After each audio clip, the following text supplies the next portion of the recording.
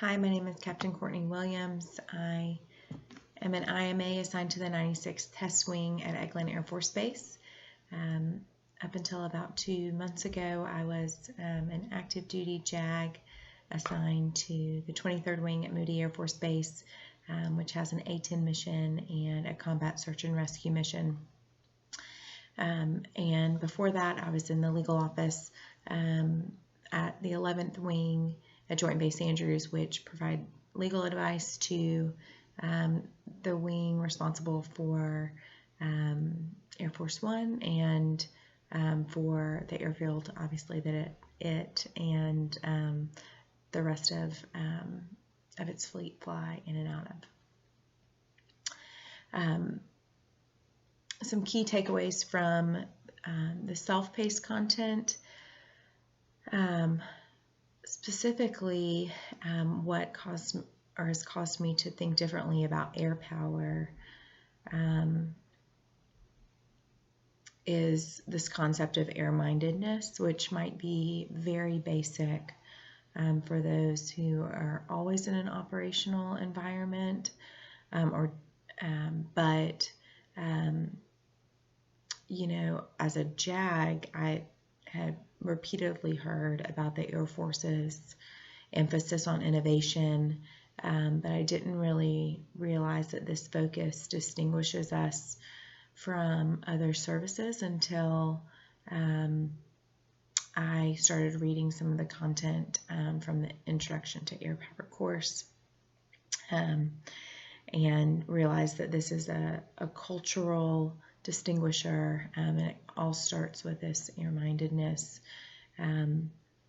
Dr. Dale Hayden, in his article on air-mindedness that we read in that lesson, states that it is a global strategic mindset providing perspective through which the battle space is not constrained by geography, distance, location, or time. The air-mindedness lens enables airmen to think about conflict in which force on force and armies in the field are only one element. And this is just kind of fascinating to me, that all of our airmen are thinking more strategically and more comprehensively than potentially our counterparts from other services. And of course, that makes us very valuable to the fight.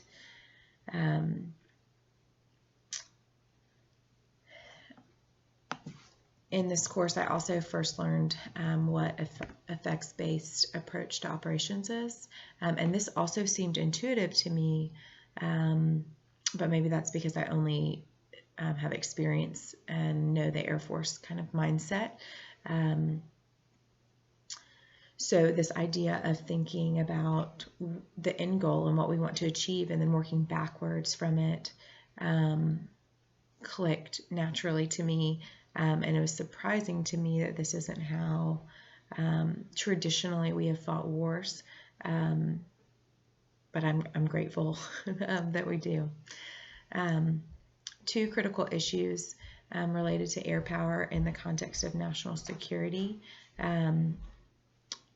that I'd like to discuss deal with space and cyberspace.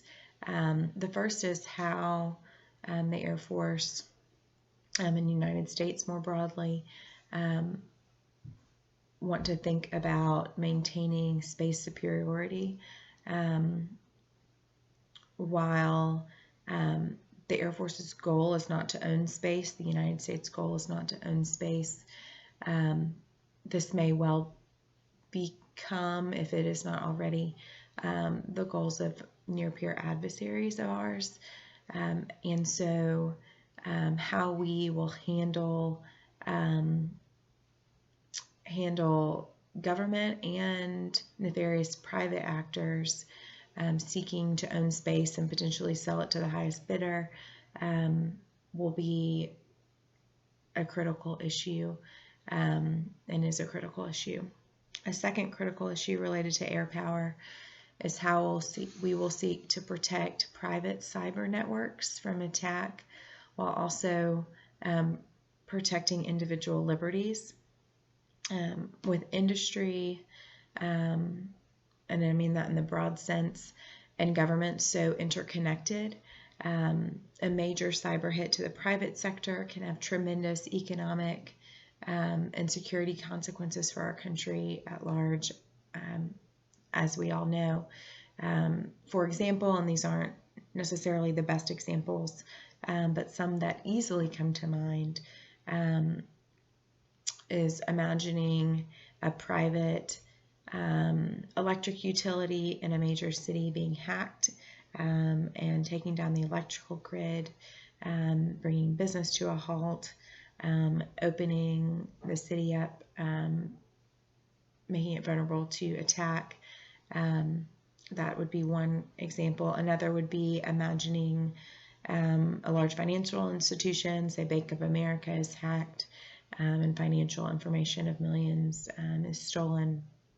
So figuring out how to protect the United States cyber systems, which flow across borders and through public and private entities, while protecting individuals and corporate privacy interests, will be critical issues related to air power in the context of national security.